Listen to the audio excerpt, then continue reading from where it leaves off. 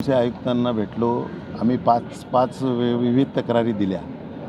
पहिली तक्रार आम्ही स्मार्ट सिटीचं आपण बोलतो, तर आता नुकताच आग्रा रोडला जो ॲक्सिडेंट झाला, लहान मुलगी आणि आई तिची, तर त्या अनुषंगाने आम्ही काही पॉईंट दाखवले की शिवाजी चौकात धडधाकट माणूस पण क्रॉस करू शकत नाही, सजानन चौकात करू शकत नाही, सुभाष चौकात करू शकत नाही, लाल चौकीला करू शकत नाही, तिथं झेब्रा क्रॉसिंग नाही, पार्किंगची व्यवस्था नाही, फुटपाथ नाही. हे सगळे मुद्दे आम्ही एका निवेदनातनं त्यांना दिले.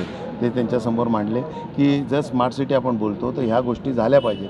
आणि मग ॲक्सिडेंट होतं, एखादा म्हातारा माणूस असतो, वयस्कर माणूस असतो, तो क्रॉस करतो, त्याला गोंधळ होतो, कुठनं गाडी येईल, काय येईल, आणि त्यामुळे त्याचा ॲक्सिडेंट होण्याचा जास्त चान्सेस असतो. तर त्या बाबतीत तुम्ही नियोजन नीट केलं पाहिजे. हा एक मुद्दा आम्ही त्यांना मांडला. दुसरा मुद्दा आम्ही मांडला तो जे वॉर्डन आपण दिलेले आहेत, महापालिका पेमेंट करते, ते तुम्ही सर्रास जर तुम्ही पत्रकार पण जरा रस्त्याने गेले तर तुम्हाला दिसतील वॉर्डनच ट्रॅफिकचं नियोजन करतात ते, आणि ट्रॅफिक पोलीस बाजूला उभे राहून तंबाखू मारतात ते किंवा फोनवर बोलतात ते, म्हणजे ते मेहनतच घेत नाही. आणि जे 6,000मध्ये मरतात ते, तर आयुक्तांना आम्ही रिक्वेस्ट केली की तर तुमचं जरी डिपार्टमेंट असेल तरी आपण त्यांना पेमेंट देतो, तर आपल्या लोकांना काय त्रास होतो आहे ज्यांना आपण पेमेंट देतो, त्यांचं काम किती करतात ते अनुषंगाने त्यांचा फायदा घेऊन दुसरे करतात का, तर ह्या बाबतीत तुम्ही सविस्तर माहिती घ्यायला पाहिजे. हे आम्ही ट्रॅफिक उपायुक्तांना पण देणार आहे निवेदन, परंतु हे आम्ही यांच्या निदर्शनाला आणून दिलं. तिसरा मुद्दा आम्ही घेतला की तो जे दुर्गाडीचा आहे, दुर्गाडीची जी केस 7 तारखेला आपल्या बाजूने निकाल लागला, त्याच्यानंतर मी पत्र दिलेलं त्यांना की दुर्गाडीचं पूर्ण नियोजन हे करा आणि सुशोभित करा.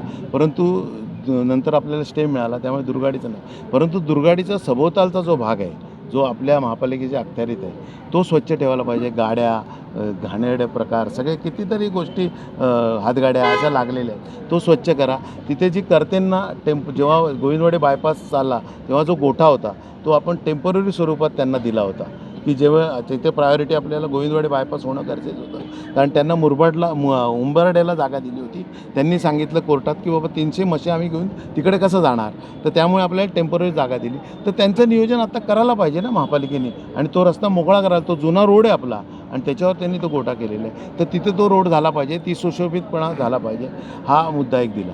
आणि हे सर्व मुद्दे आम्ही दिलेले आहेत महापालिकेने. काय सांगितलं त्यांनी? महापालिकेमध्ये आम्ही कारवाई करू. आणि प्लॅस्टिकचा मेन मुद्दा दिला की प्लॅस्टिकवर जर कारवाई करायची तर किरकोळ व्यापारी त्यांचे काही हप्ते बांधलेले असतात या पथकाचे, आणि कुठलंही होर्डिंग नाही त्याच्याविरुद्ध प्रदूषणाच्या बाबतीत की बाबा लोकजागृतीसाठी कुठलंही हे नाही, आणि ते त्यांच्यावर करतात. आणि मेन जे साठेधारक आहेत, ज्यांच्याकडे साठा येतो, महापालिका हद्दीत प्लॅस्टिक येतच कसं, त्याच्यावर मूळ कारवाई होणं गरजेचं आहे. ती कारवाईच झालेली दिसत नाही, अशी कुठलीही केस झाली नाही. आत्ता फक्त बाजार कृषी समितीवर कारवाई झाली, तिथंच तो साठा पकडला. पण ह्याच्या आधी कधी तुम्ही बघितलं का झुंजाराव मार्केटमध्ये जिथनं प्लॅस्टिक विकत मिळतं लोकांना, छोट्या व्यापाऱ्यांना, तिथे कधी कारवाई झालेली बघितली का?